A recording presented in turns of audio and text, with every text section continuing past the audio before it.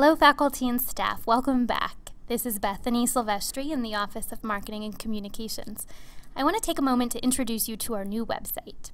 So in addition to being more modern and up to date, you're going to find that things are organized just a tad differently. Let me start off with the look and feel. No matter which device you choose to use to browse our website, it could be a desktop, it could be an iPad or some other tablet or an iPhone, you'll always have access to the full website. But the design is going to adjust based on the size of the device, and this is called responsive design technology. So you'll always have access to browse, and it will elegantly display based on the type of device you choose to use. I'm going to go back to the full desktop version just to give you some more introduction to our new website. Another thing you'll notice is that we're going to make use of our two school domain names moving forward. Starting with FrenchAmericanSF.org, when you enter this into your URL bar, you will be directed to a website that represents the school as a pre-K through 12 independent bilingual school. Now, if you enter internationalsf.org into your URL bar, you will be directed to a website that is unique for International High School. So this is great for attracting new families or for communicating with our current families in grades 9 through 12. Keep in mind, no matter where you are in the website, whether it's internationalsf.org, FrenchAmericanSF.org, or any of its subpages, you will always have access to the same items in the topmost navigation. These are quick links that are frequented by our current constituents. That includes news and calendars, and you'll find that our news and calendars are segmented by division, so it makes it easy to find information that's really relevant to the area within the school that you work, or if you have kids, the areas of the school in which your kids attend. More about this will be covered in other tutorials. Next, you'll always have the opportunity to support the school.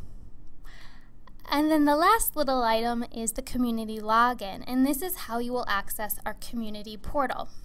Now, the definition of a portal is a series of password-protected pages on the web that are accessible using a unique username and password.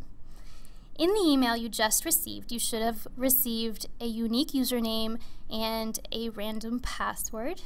You would enter those credentials into these login fields here. If in the future you can't remember your username or your password, you can always retrieve it by clicking on the link below the login fields. Let's go ahead and log into the portal and have a look at what we can see within it. The system is going to recognize your role at the school based on your unique username. And the reason being is that the type of information that displays may vary based on your constituent role. So as a faculty and staff member, you'll land within the faculty and staff portal, which has a set of information that's unique for our role at the school. If you also have children, you'll have access to the parent portal, which may contain different information. Let's quickly browse through the community portal. The first thing I want to point out is the My Account tab. One of the first things I want you to do is update your password to something that makes sense to you. Go to the My Account tab, find the link that says update your password, and then go ahead and choose something that makes sense. Let's go back to that initial page, the faculty and staff portal. Within this initial landing page, if you will, you'll see various elements on the page.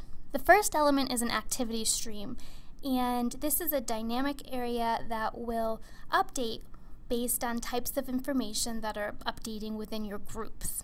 And so your groups could be anything like class pages that you're managing, maybe you're putting assignments on there or resources for your students, or they could be community groups, so maybe you belong to a professional learning community and you might manage it or someone else might manage it, but you would see any activity within those groups flow into your activity stream. Another thing that you might find useful for the next month is this forgot something on the old website link. that's really for returning faculty.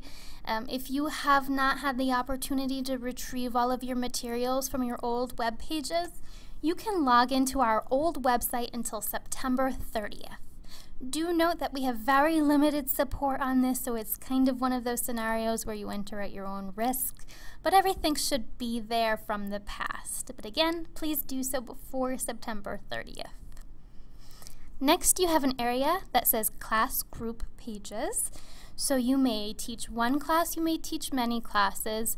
Any of those classes will display within the this element here, and you'll log into that, that group space by clicking on the name of the group. We'll cover this in more detail in trainings in the coming days, so don't worry too much about getting started with that right away. The element below will be for more generic community groups that you might belong to. Next, you'll see a box that says school email, and you'll find that our new website can elegantly integrate with Gmail. So if you ever wanted to use this as like a launch pad for your day-to-day activities, you can pull in your email, and you can even compose emails from here. What you would do is type in your school email address and then enter your password. And what it will do is it will show you many items within your inbox, and it will give you the opportunity to read them or to compose messages.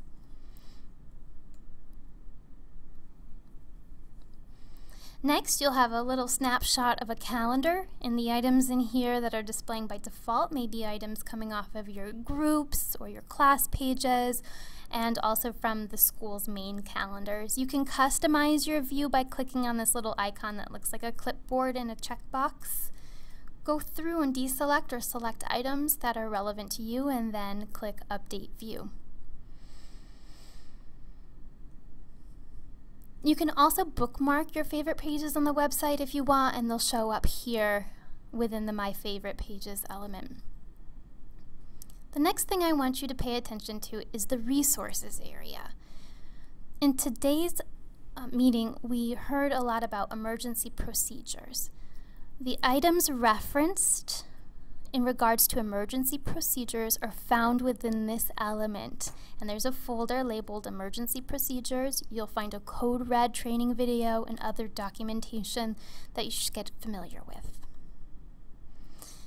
You'll also see that you have access to community discounts and other helpful things as a teacher.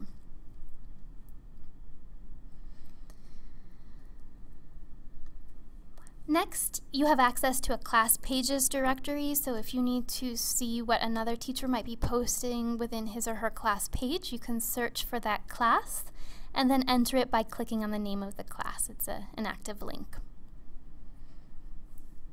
After that, you have a faculty and staff forum. This is just a trial to see if we can take any of our conversation about items for sale or debating or what have you into a threaded forum through our portal.